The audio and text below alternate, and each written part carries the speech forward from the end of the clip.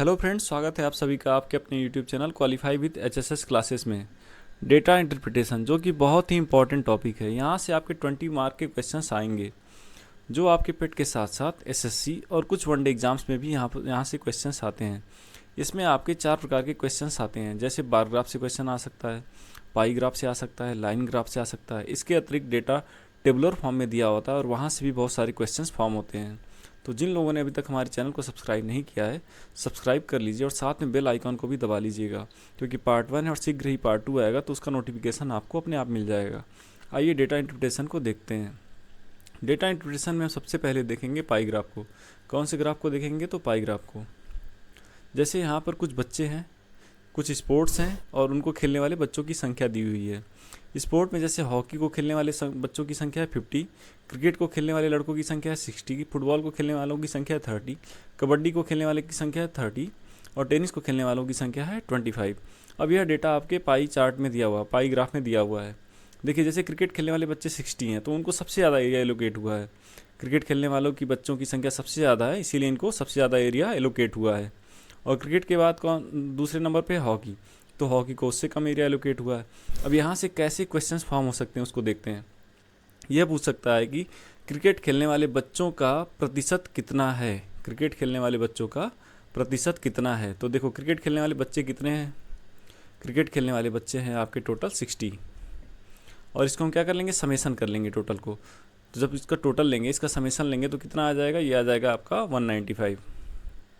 अब यहाँ से क्वेश्चन ये आ सकता है कि क्रिकेट खेलने वाले बच्चों का प्रतिशत कितना है। तो क्रिकेट खेलने वाले बच्चों की संख्या है 60 और टोटल है आपका 195। तो परसेंटेज कैसे निकालेंगे?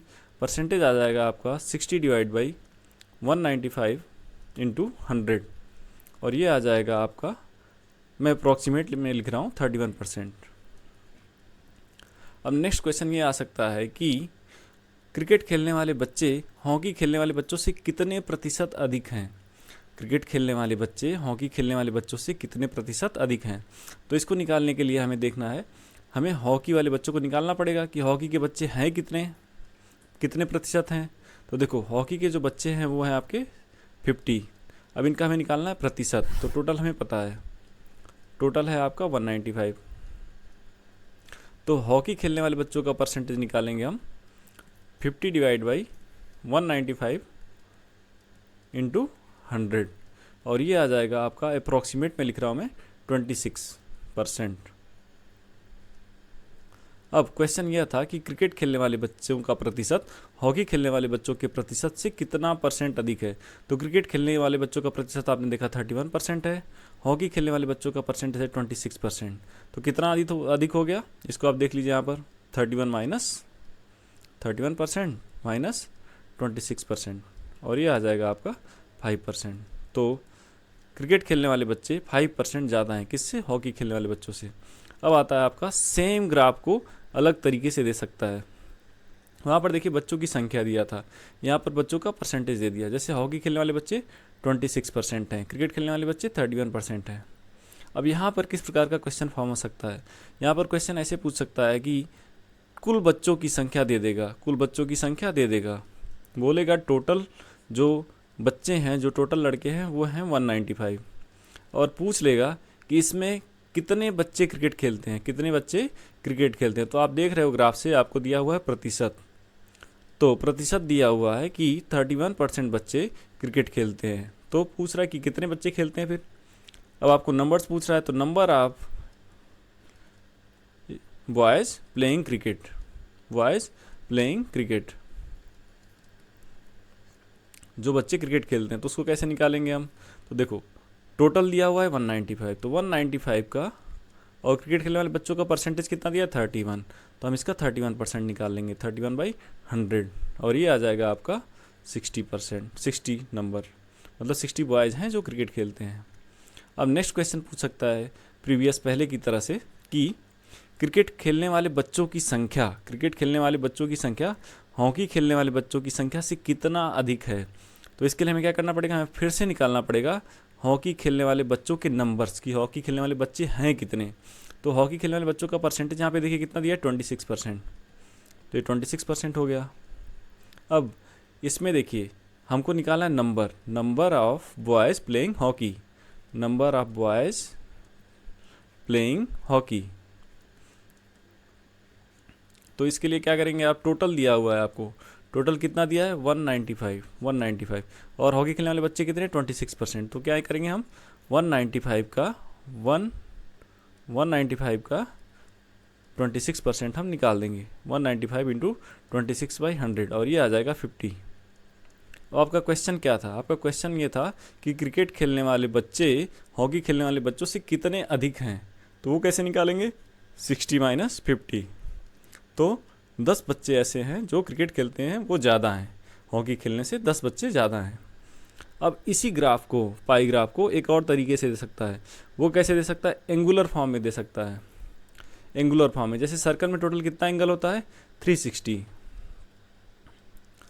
सर्कल में टोटल है 360। अब ये 360 को डिवाइड किया है एंगल फॉर्म में। जैसे क्रिकेट खेलने वाले बच्चे कितने हैं 111 डिग्री के एंगल कवर कर रहे हैं, हॉकी खेलने वाले बच्चे कितना एंगल कवर कर रहे हैं 92 डिग्री कवर कर रहे हैं।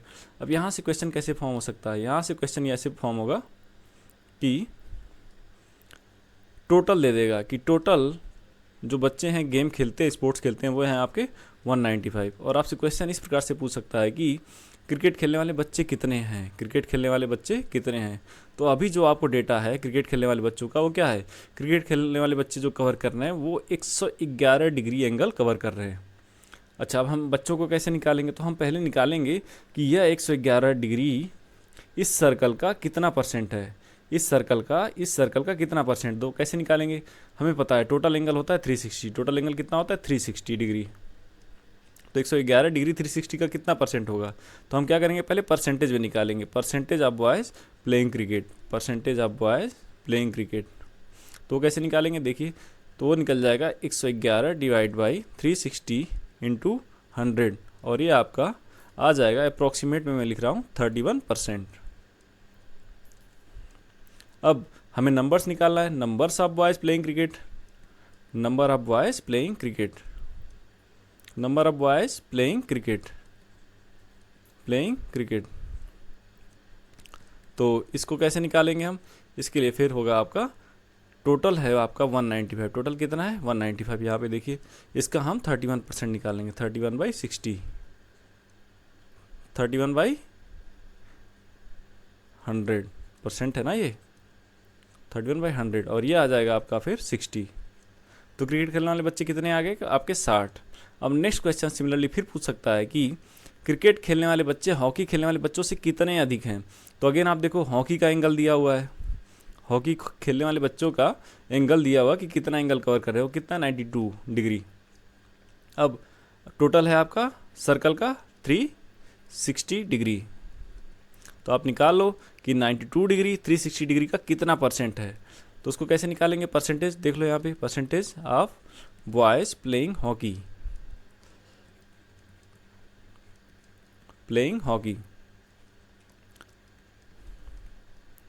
तो ये कैसे निकलेगा, देखिए आप पहले आप परसेंटेज निकालो, 92 डिवाइड बाई 360 इंटू 100 और ये आ जाएगा अप्रॉक्सीमेट मैं लिख रहा हूँ 26%, ये आ गया 26%। अब टोटल आपको पता है, टोटल है आपका 195, कितना है 195 का नंबर्स निकालेंगे, हॉकी खेलने वाले number of boys playing hockey.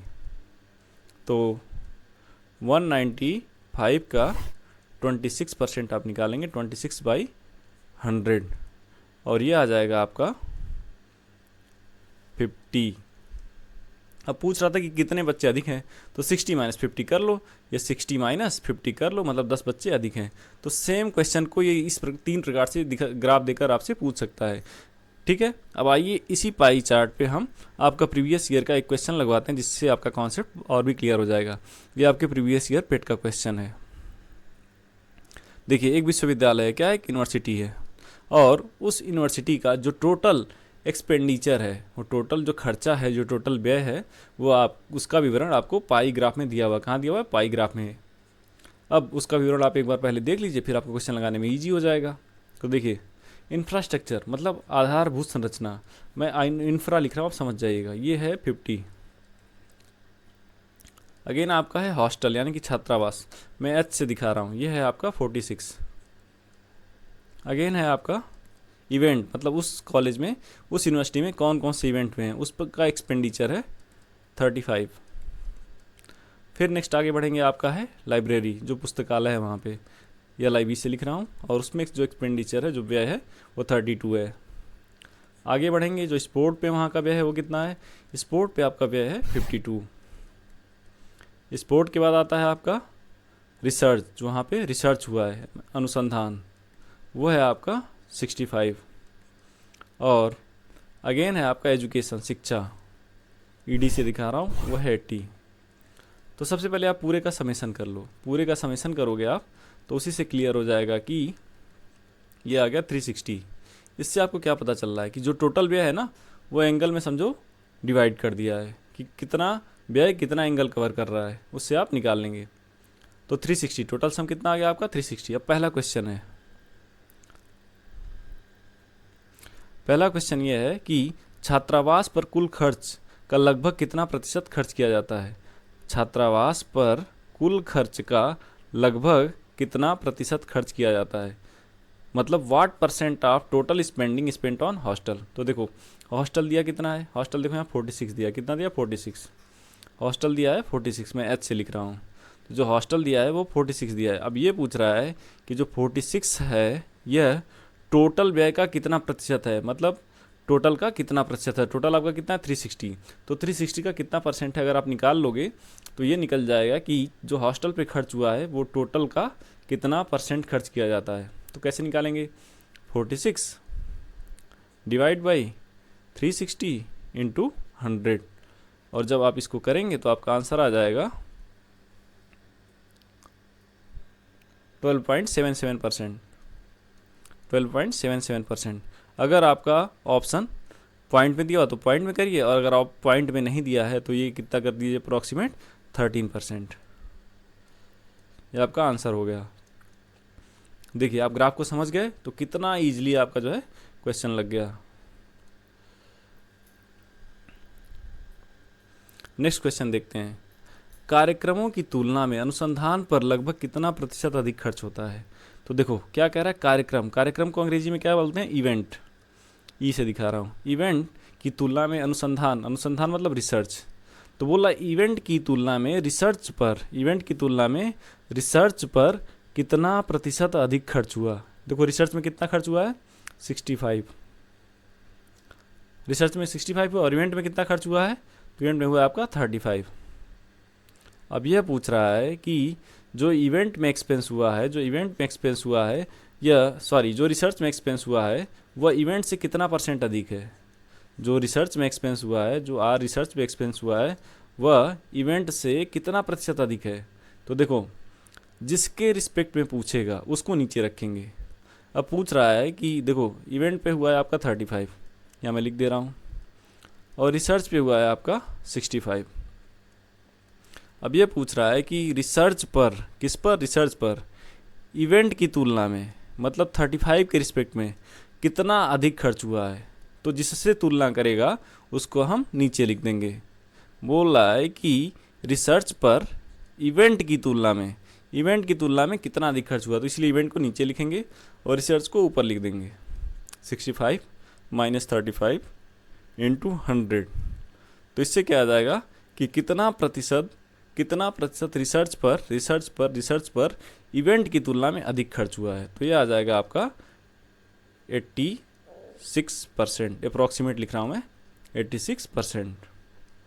अगर ये पूछा होता, अगर ऐसा पूछता, जैसे मान लो इवेंट दिया है 35, इसी क्वेश्चन में इस प्रकार से पूछ लेता कि इवेंट 35 है और रिसर्च 65 है, और क्वेश्चन में ऐसे पूछ लेता कि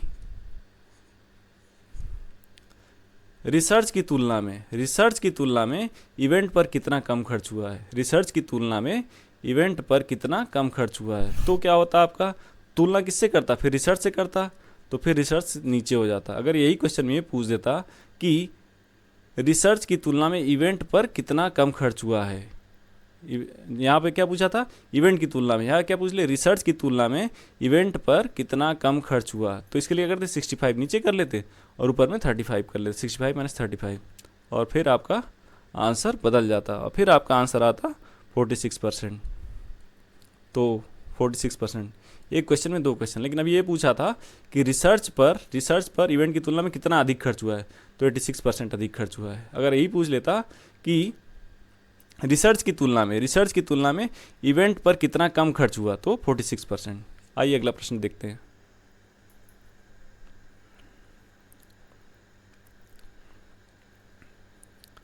नेक्स्ट क्वेश्चन है आपका कि अगर यदि वर्ष के दौरान विभिन्न क्षेत्रों पर कुल खर्च आपका कितना है 1,80 लाख, तो आधारभूत संरचना पर खर्च की गई राशि छात्रावास पर किए गए खर्च की गई राशि से कितना अधिक है। मतलब कि आधारभूत संरचना मतलब इंफ्रा और छात्रावास मतलब हॉस्टल, एच से दिखा रहा हूँ।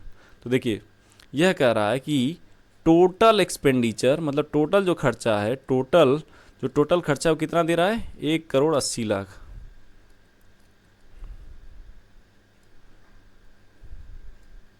एक करोड़ 80 लाख, ठीक है। टोटल खर्चा हो गया आपका 1,80 लाख। अब कह रहा है कि जिसमें इंफ्रास्ट्रक्चर पे जो खर्च हुआ है वह हॉस्टल के खर्च से कितना अधिक है। तो इंफ्रा पे खर्च देखो कितना दिया है 50, आधारभूत संरचना मतलब इंफ्रा, तो इंफ्रा का दिया है 50 और हॉस्टल का दिया है आपका, कहाँ गया हॉस्टल, ये रहा 46, हॉस्टल पे दिया 46, तो हॉस्टल का हो गया आपका 46। तो ये दिया है, तो पहले हम क्या करेंगे इस 50 को परसेंटेज में बदल लेंगे कि टोटल का कितना परसेंट है। इसके लिए क्या करेंगे हम 50 डिवाइड बाई 360 इंटू 100 और ये आ जाएगा आपका 13.88%। 13.88%। और इसी प्रकार से हॉस्टल को करेंगे परसेंटेज में बदल लीजिए पहले कि टोटल खर्च का कितना परसेंट है। तो ये क्या हो जाएगा आपका 46 डिवाइड बाई 360 इंटू 100 और ये हो जाएगा आपका 12.77%। 12.77% ये परसेंटेज में आ गया। अब देखिए टोटल खर्चा दिया हुआ है 1,80 लाख, टोटल खर्चा दिया है 1,80 लाख। तो इंफ्रा का खर्चा कैसे निकालेंगे, परसेंटेज आपको पता चल गया है। तो जब टोटल दिया है 1,80 लाख, अब हमको निकालना है इंफ्रा का एक्सपेंडिचर, वो है आपका 13%। तो क्या करना है, कुछ नहीं करना है, 1,80 लाख में का 13% निकाल देना है इंटू 13.88 डिवाइड बाई 100 और ये आ जाएगा, आप इसको सॉल्व करेंगे तो 25 लाख। कितना आ जाएगा 25 लाख।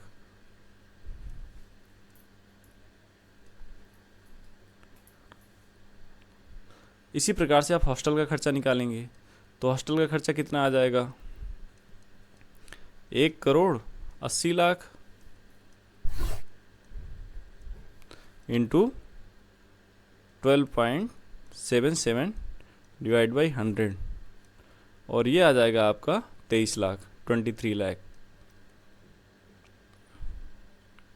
अब पूछ रहा है कि जो इंफ्रा पे खर्चा हुआ है वो हॉस्टल के खर्चे से कितना अधिक है। तो क्या करना है, इंफ्रा में से हॉस्टल को घटा दो और जब आप घटाओगे तो एक्स्ट्रा एक्सपेंस ऑन इंफ्रा आ जाएगा कि एक्स्ट्रा एक्सपेंस ऑन इंफ्रा मतलब कि आधारभूत संरचना पे, जिसे हिंदी में आधारभूत संरचना कहते हैं, उस पर कितना एक्स्ट्रा खर्चा हुआ, मतलब इंफ्रा में कितना एक्स्ट्रा खर्चा हुआ, किससे कंपैरिजन में, हॉस्टल के कंपैरिजन में। तो इंफ्रा में से हॉस्टल को हटा दो तो एक्स्ट्रा एक्सपेंस ये आ जाएगा आपका 25 लाख माइनस 23 लाख और आंसर आ जाएगा आपका 2 लाख। आइए अगला प्रश्न देखते हैं।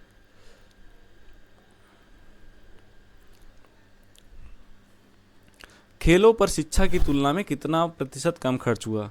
खेलों पर शिक्षा की तुलना में कितना कम प्रतिशत खर्च हुआ। तो देखो किससे तुलना कर रहा है, खेलों मतलब स्पोर्ट्स पर एजुकेशन की तुलना में कितना कम खर्च हुआ, पहले भी मैं आपको बता चुका हूँ। तो देखो स्पोर्ट पे कितना दिया हुआ है, स्पोर्ट पे आपको दिया हुआ है यहाँ देखिए 52 और एजुकेशन पे दिया हुआ है आपका एजुकेशन पे दिया हुआ है आपका 80। तो यह पूछ रहा है कि खेलों पर एजुकेशन की तुलना में किससे तुलना कर रहा है? एजुकेशन से बोल रहा है कि स्पोर्ट पर एजुकेशन से कितना कम खर्च हुआ, परसेंटेज में बताइए। तो क्या करेंगे हम, एजुकेशन को नीचे कर देंगे, जिससे तुलना करेगा उसको नीचे कर दो। 80 नीचे कर दिया हमने, और फिर 80 माइनस 52 इंटू 100, और ये आपका आंसर आ जाएगा 35%। तो स्पोर्ट पर एजुकेशन की तुलना में 35% कम खर्च हुआ। नेक्स्ट क्वेश्चन देखते हैं।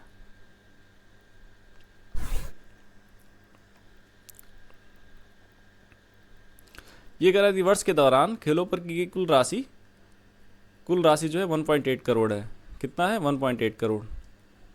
जो टोटल है आपका कितना है? 1.8 करोड़। अब फिर कह रहा है कि शिक्षा और अनुसंधान पर कुल खर्च की गई राशि थी।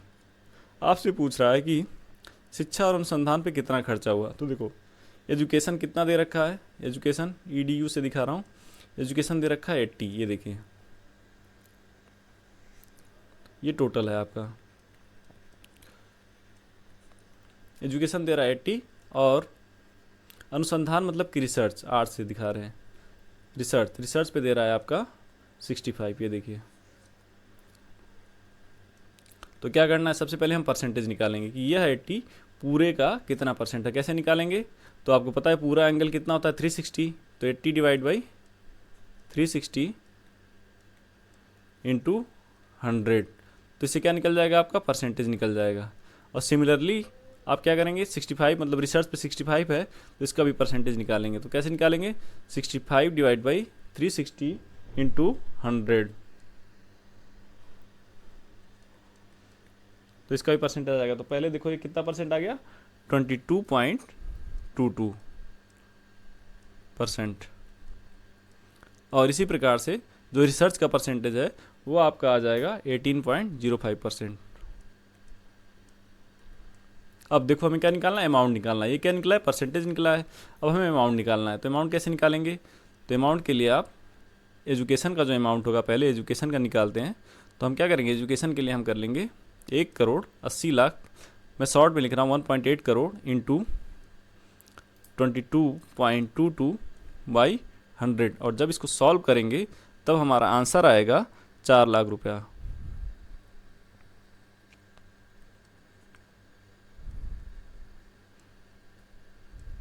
सॉरी, 40 लाख रुपया। इसी प्रकार से हम रिसर्च का अमाउंट निकालेंगे। किसका अमाउंट निकालेंगे? रिसर्च का। और रिसर्च का अमाउंट जब निकालेंगे तो हो जाएगा 1.8 करोड़ इंटू 18.05 डिवाइड बाई 100, और ये आ जाएगा आपका 3,32,50,000।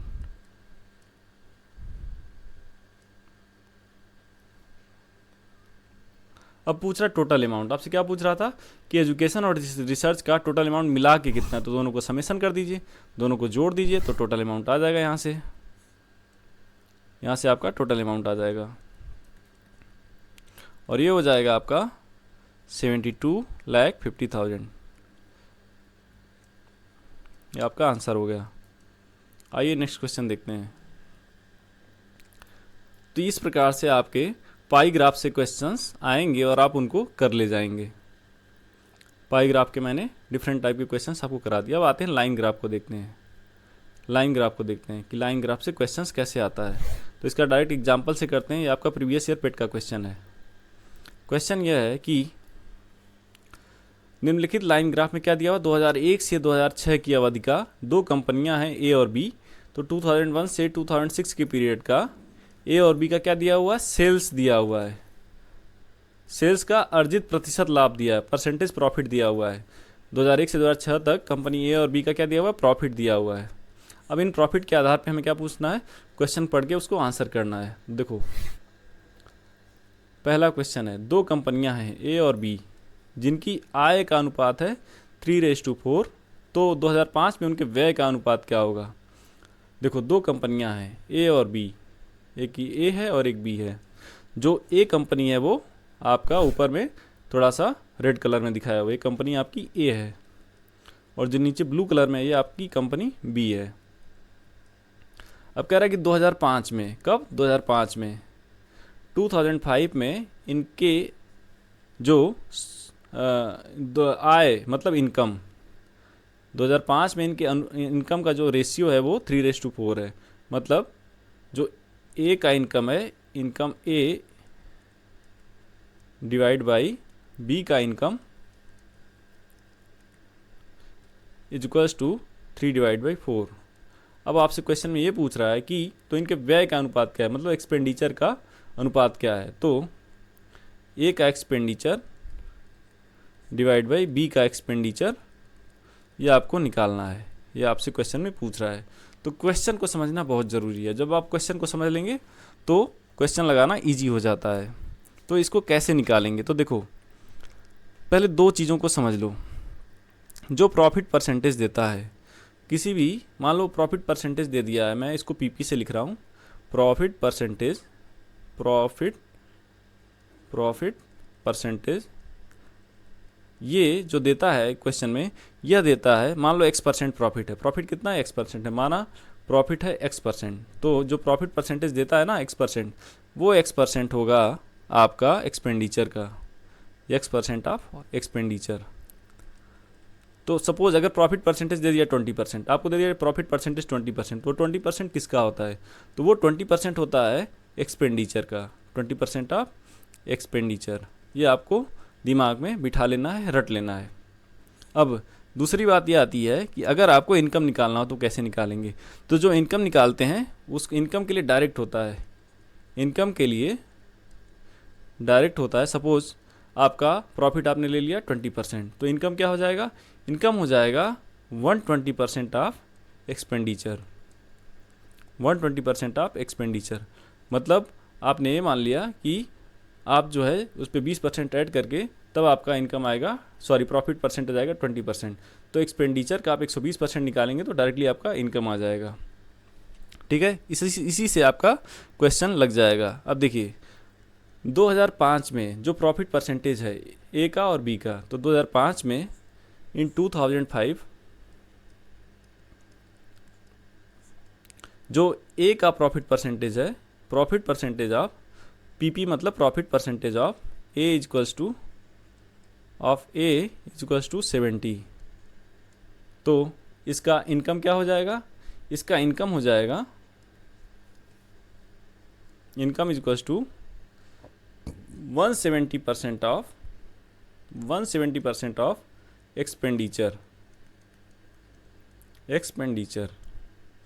और इसी प्रकार से 2005 में ही प्रॉफिट परसेंटेज ऑफ बी दिया हुआ है। तो 2005 में जो प्रॉफिट परसेंटेज ऑफ बी दिया हुआ है वो है profit percentage of B, this is equals to 50%। तो मतलब इनकम क्या हो गया, इनकम आपका डायरेक्ट हो जाएगा 150% ऑफ एक्सपेंडिचर। अब देखिए क्वेश्चन में दिया क्या है, क्वेश्चन में ये दिया हुआ है आय का अनुपात, मतलब income of A divide by income of, मैं IN से लिख रहा हूँ समझ जाना, चलो पूरा ही लिख दे रहा हूँ, इनकम बी। और दिस इक्वल्स टू, आप यहाँ से क्या कर लोगे, देखो आपने निकाला हुआ है इनकम ऑफ ए इनकम कितना निकाला है आपने, 170% ऑफ एक्सपेंडिचर। तो मैं लिख दे रहा हूँ 170% ऑफ ए एक्सपेंडिचर, मतलब जो ए का एक्सपेंडिचर है, divide by 150 of, similarly of B expenditure, जो बी का एक्सपेंडिचर है, and this is equals to 3/4। तो अब हम इसको सॉल्व करेंगे, और जब इसको सॉल्व करेंगे देखिए यहाँ 0 से 0 कट गया, 0 से 0 कैंसिल, 0 से 0 कैंसिल। अब हमें निकालना है व्यय का अनुपात, तो डायरेक्टली निकल जाएगा। तो ए का एक्सपेंडिचर डिवाइड बाई बी का एक्सपेंडिचर, मतलब बी का व्यय, इज इक्वल्स टू, ये देखो आप 50 को 3 से मल्टीप्लाई करेंगे तो कितना आ जाएगा 45, और 70 को 4 से करेंगे तो कितना आ जाएगा 68। तो आपका आंसर क्या हो गया, आपका आंसर हो गया 45:68। तो इसी आधार पे क्वेश्चन हो जाएगा। अब आइए नेक्स्ट क्वेश्चन देखते हैं। नेक्स्ट क्वेश्चन है, यदि 2002 में कंपनी बी का व्यय 200 करोड़ है तो 2002 में इसकी आय क्या थी। सिमिलरली आपने पहले अगर फार्मूले को दिमाग में बिठा लिया है तो आप क्वेश्चन को बहुत ईजिली कर ले जाओगे। देखो आपको दिया हुआ है बी का expenditure, expenditure of B in 2002, और ये दिया हुआ है 200 करोड़, 200 करोड़ CR लिख रहा हूँ, ठीक है। अब पूछ रहा है कि income of B in 2002 is how much, यही आपसे पूछ रहा है। तो देखो 2002 में कंपनी का प्रॉफिट कितना है, कौन सी कंपनी देखनी है, हमें बी देखनी है। बी ऊपर वाला है जो रेड कलर में है, तो 2002 में कंपनी का प्रॉफिट कितना है 50, हाउ मच 50, सॉरी बी नीचे वाला है, ए ऊपर वाला है, आप प्लीज़ करेक्ट कर लें, ए ऊपर वाला है और बी नीचे वाला है।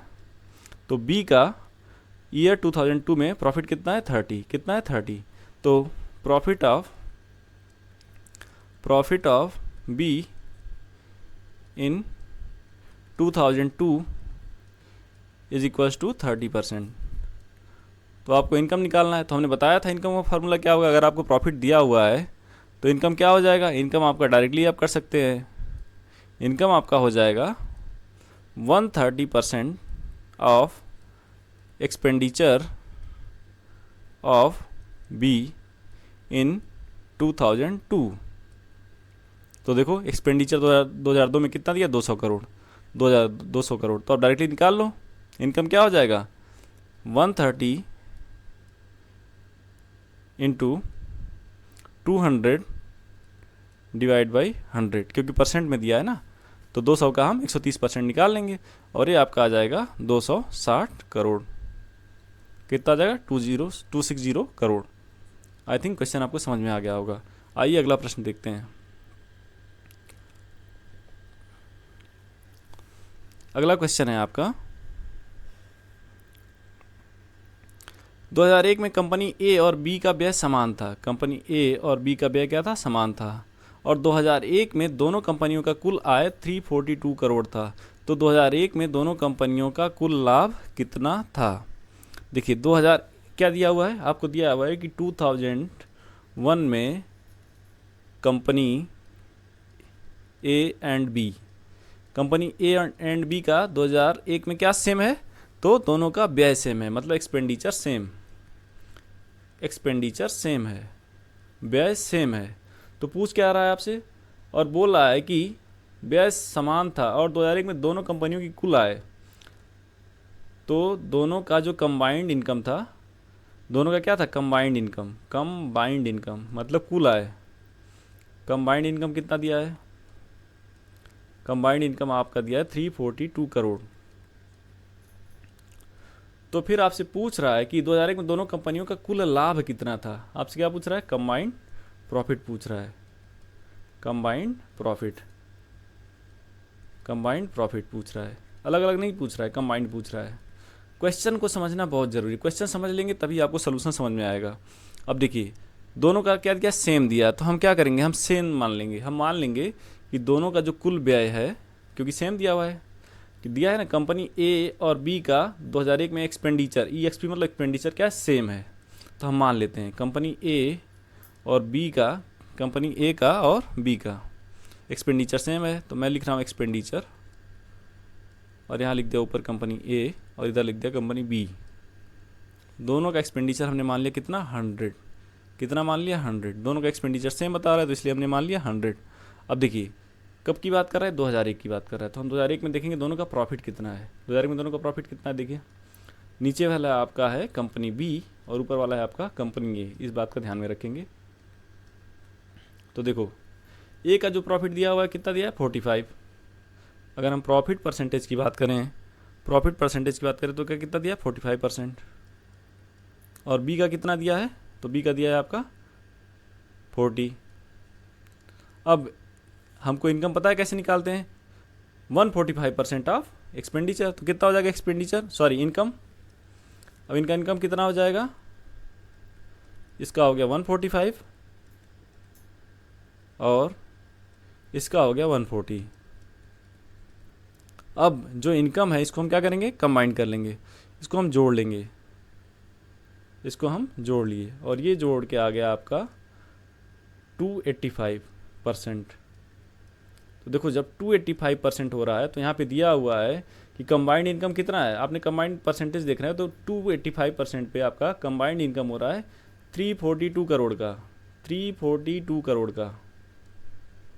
तो 1% पे निकाल लो, तो 1% पे आपका आ जाएगा 1.2। तो जब 1% पे आ गया तो आपका आ गया 1.2। अब देखो इनका जो प्रॉफिट परसेंटेज है, क्या पूछ रहा है, प्रॉफिट परसेंटेज, जो मैंने पीपी लिखा है यहाँ पे, ये कितना है, ये 45 है और 40 है। तो इनका दोनों जोड़ लेंगे तो हम क्या आ जाएगा, कंबाइंड प्रॉफिट परसेंटेज आ जाएगा, कितना आ जाएगा, इसको अगर हम जोड़ लेंगे तो 85। तो हमने निकाला अभी 1% पे 1.2 करोड़ है, तो 85% पे कितना है, यही आपका क्या है, यही आपका है कंबाइंड प्रॉफिट, कंबाइंड प्रॉफिट। तो 85% पे कितना हो जाएगा, 1.2 इंटू 85 पर, और ये आपका आ जाएगा आंसर 102 करोड़, 102 करोड़। तो आई होप आपको क्वेश्चन समझ में आ गया होगा। देखो पहले हमने क्या कर लिया, इनकम को कंबाइन कर लिया, जैसे 100 है तो उसका 145 और 100 है तो 140, अब दोनों को जोड़ लिया तो 285% आ गया। अब 285% पे आपको दिया कंबाइंड इनकम कितना है, 342, तो 1% पे कितना हो गया, 1.2 करोड़। तो प्रॉफिट परसेंटेज हमको निकालना है, जब हमको 1% का पता चले तो 85% का, तो 1.2 में 85 का मल्टीप्लाई कर देंगे तो हमारा कंबाइंड प्रॉफिट आ जाएगा 102 करोड़। अब आइए अगला क्वेश्चन देखते हैं।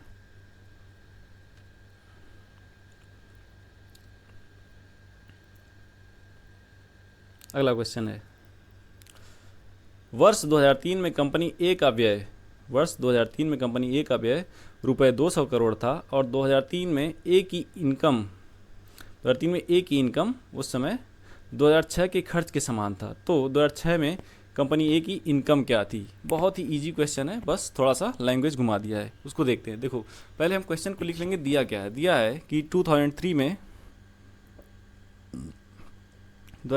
में जो कंपनी का एक्सपेंडिचर था, 2003 में ए कंपनी का एक्सपेंडिचर, मैं लिखा रहा हूँ AEXP का मतलब है कि कंपनी ए का जो व्यय था वो था 200 crore, 200 crore.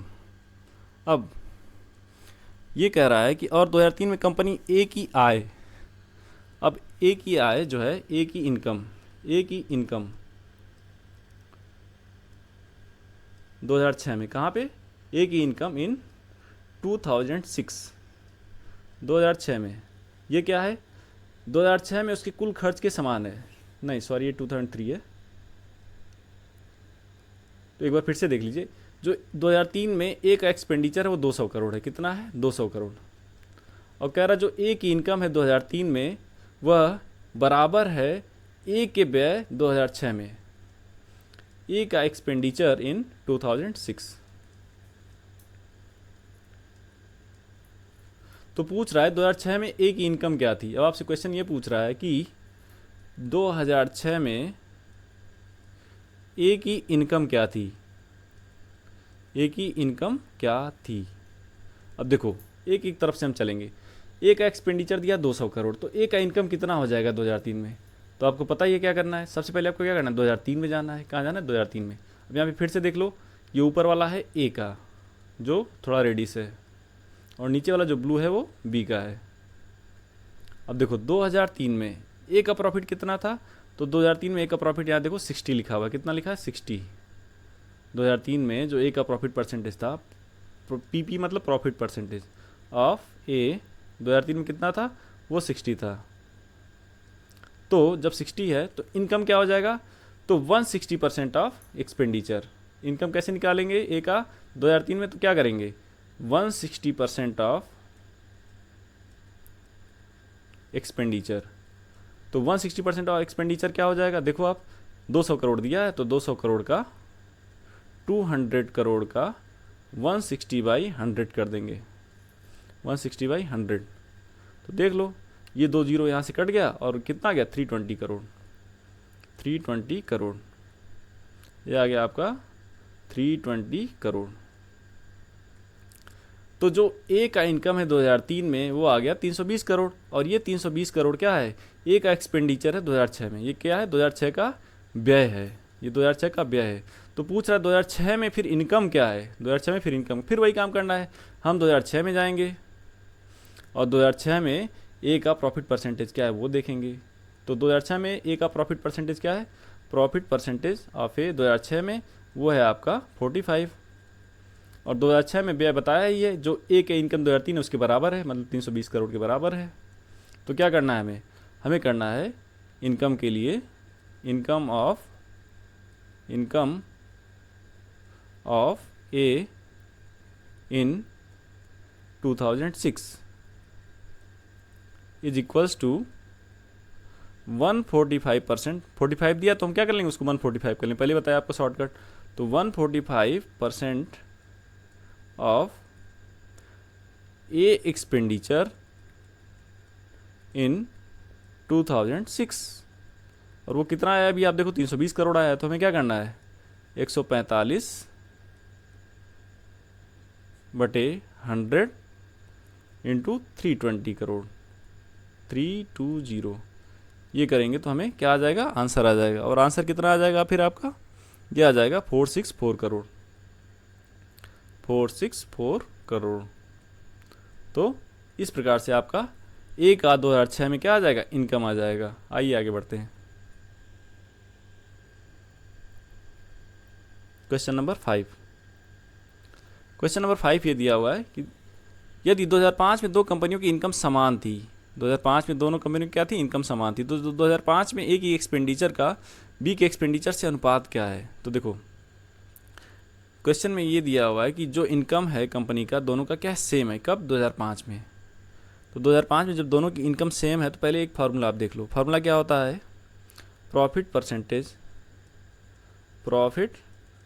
Percentage is equals to income या फिर आय माइनस व्यय expenditure divide by expenditure into 100, और ये आ जाता है आपका प्रॉफिट परसेंटेज। तो बोल रहा है कि दोनों की इनकम क्या है, सेम है। कब सेम है, 2005 में। तो इनका हम प्रॉफिट परसेंटेज निकाल लेते हैं। देखो मान लेते हैं इनका इनकम कितना है, 100 है। 2005 में ए और बी दोनों लिख दे रहा हूँ मैं, और दोनों की इनकम कितना है मान लिया 100।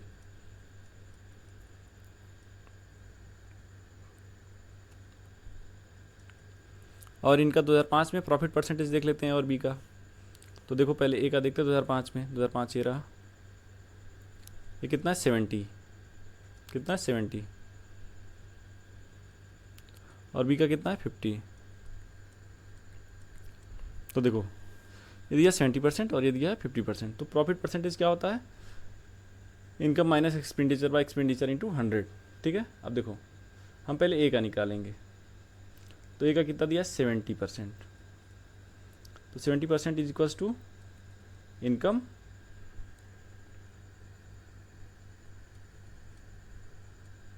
माइनस एक्सपेंडिचर ऑफ ए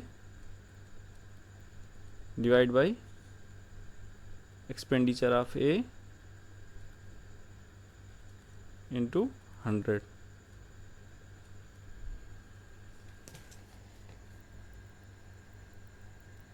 अब यहाँ पे हम 100 रख दें, दोनों को हमने मान लिया कितना, 100 मान लिया है। तो क्या हो जाएगा, इसको सॉल्व करेंगे तो देखो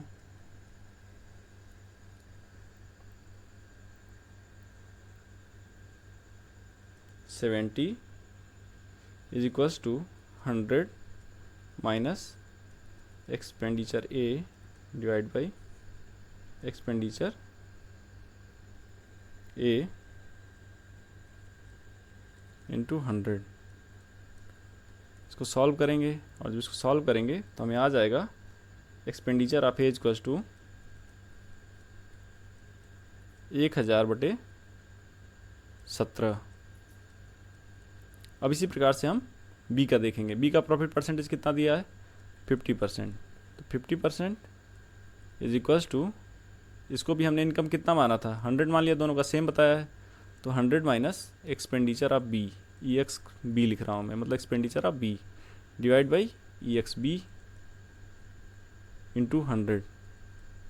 और जब इसको सॉल्व करेंगे तो यहाँ से हमारा एक्सपेंडिचर ऑफ बी आ जाएगा, ये आ जाएगा आपका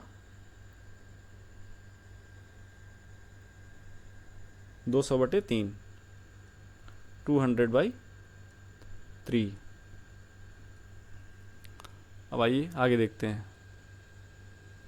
आपसे पूछ रहा है कि एक्सपेंडिचर ऑफ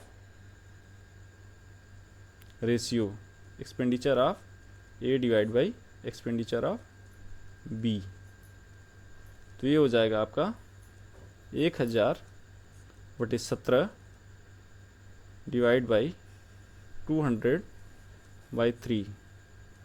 इसको जो आप सॉल्व करेंगे तो आ जाएगा आपका, यहाँ देखिए ये 5 टाइम जाएगा और 5 इंटू 3 कितना आ जाएगा 15 डिवाइड बाई 17, मतलब कि आंसर हो गया आपका 15/17,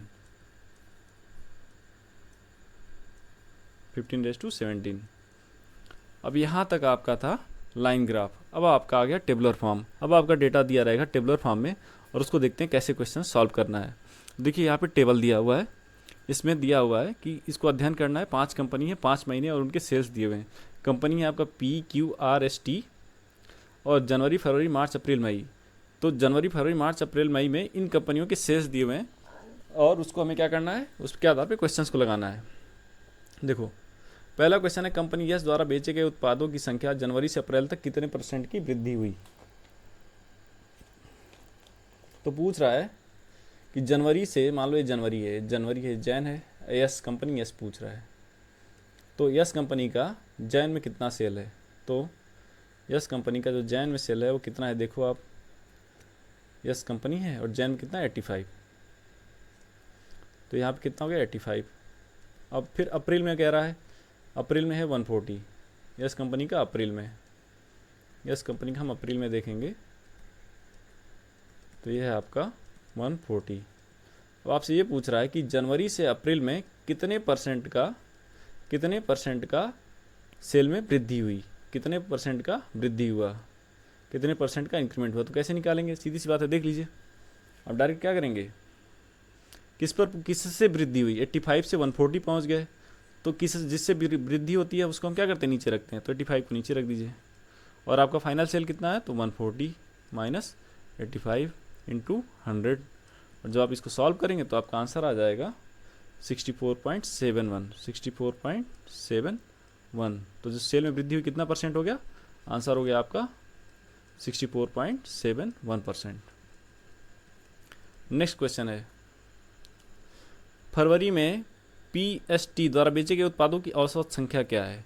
एवरेज पूछ रहा है कि फरवरी में। तो पहले देख लो फरवरी में P द्वारा बेचे गया जो उत्पाद है, तो P द्वारा फेब में, P फेब में लिख रहा हूँ। P फेब में देखो कौन सा है 155 और S फेब में ये आपका, S फेब में कितना है आपका 110 और फिर आपका T फेब में, तो देखो T फेब में कितना है 90,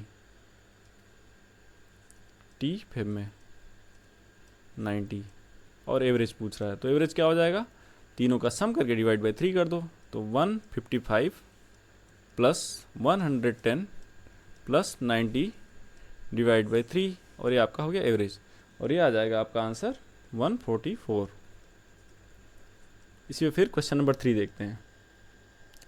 क्वेश्चन नंबर 3 है कि मार्च में कंपनी P और R द्वारा बेचे गए उत्पादों, तो पहले देखो मार्च में P और R द्वारा बेचे गए उत्पाद कितना है। तो P का हम देखते हैं मार्च में, P मार्च में दिया है P का 180, P का दिया 180 मार्च में, देखो तो हम लिख लिए यहाँ पे 180 और फिर R द्वारा मार्च में, R मार्च, M मतलब मार्च, तो R का मार्च में देखो कितना है, R जैन फेब मार्च 115। तो कह रहा है कि मार्च में कंपनी P और R द्वारा बेचे गए उत्पादों की कुल संख्या का अप्रैल में उन्हीं कंपनी द्वारा बेचे गए उत्पादों की कुल संख्या से कितना अनुपात है। तो देखो मार्च में आ गया। अब अप्रैल का देख लेते हैं इन्हीं का, पी अप्रैल, ए पी मतलब अप्रैल। देखो पी का अप्रैल में कितना है, तो 160, और आर का अप्रैल में कितना है, तो आर का अप्रैल में देखो कितना है, जैन फेब मार्च अप्रैल 240। और इनका पूछ रहा है कि कुल संख्या से अनुपात कितना है, क्या पूछ रहा है, कुल संख्या से अनुपात। तो पहले इन दोनों को जोड़ लो, इनको और इनको जोड़ लेंगे हम, इनको जोड़ेंगे तो हमारा आ जाएगा 295। और फिर इनको जोड़ लेंगे, इनको जोड़ेंगे तो फिर हमारा आ जाएगा 400। और फिर पूछ रहा है रेशियो, तो पी मार्च मतलब दोनों का कंबाइंड रेशियो, तो क्या हो जाएगा 295/400। और इसको जब सॉल्व करेंगे तो हमारा आंसर आ जाएगा 59:80। आइए अगला प्रश्न देखते हैं।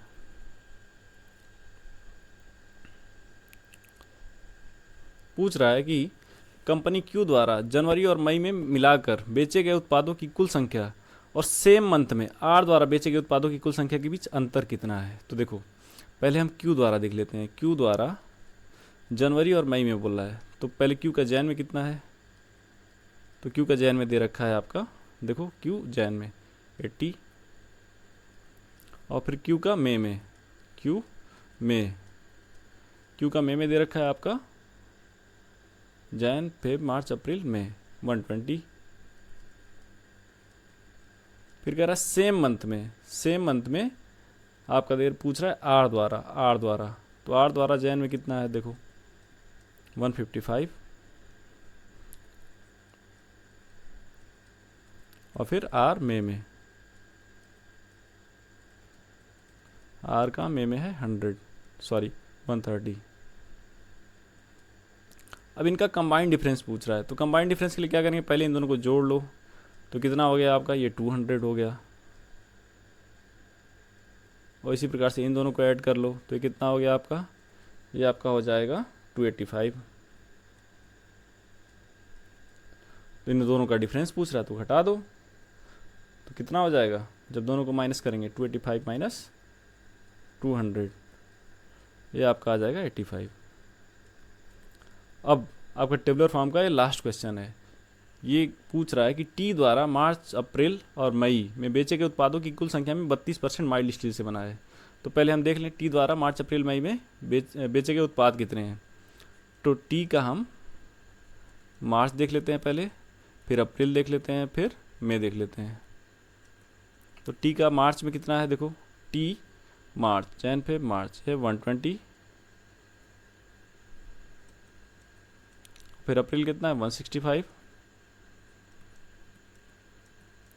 और मई है आपका 165। अब कह रहा है कि टी द्वारा मार्च अप्रैल और मई में बेचे गए कुल उत्पादों में से 32% माइल्ड स्टील से बना है।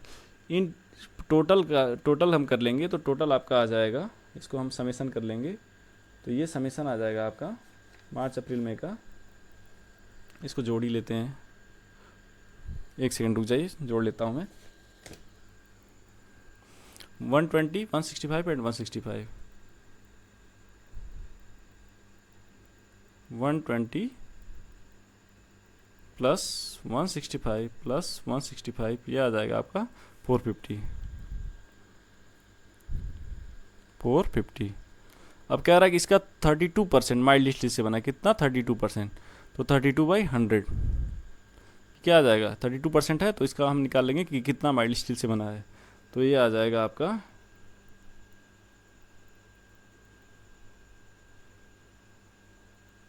144। तो ये आ गया 32% जो कि माइल्ड स्टील से बना है। तो कितना प्रोडक्ट माइल्ड स्टील से बना है, तो 144। अब पूछ रहा है तो मई में स्टोर टी द्वारा बेचे गए माइल्ड स्टील के कुल उत्पादों की संख्या, तो आपका आंसर पहले ही आ गया, कितना आ गया, यही 32% निकालना था।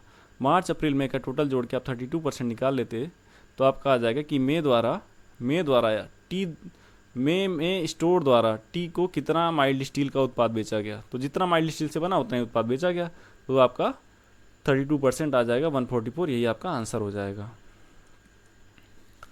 आइए, ये आपका टेबुलर फॉर्म हो गया। अब इसके बाद आता है आपका बार ग्राफ। बार ग्राफ में क्या होगा, अब आपको जो डिटेल होगा सेल्स का, जैसे मान लो दो कंपनी है, कंपनी ए है और बी है, इसका 2018 में सेल कितना, 2019 में कितना सेल है, ये आपको दे रखा है। बार आपके क्वेश्चंस बहुत ही ईजी होते हैं। जैसे पूछ लेगा कि कंपनी ए द्वारा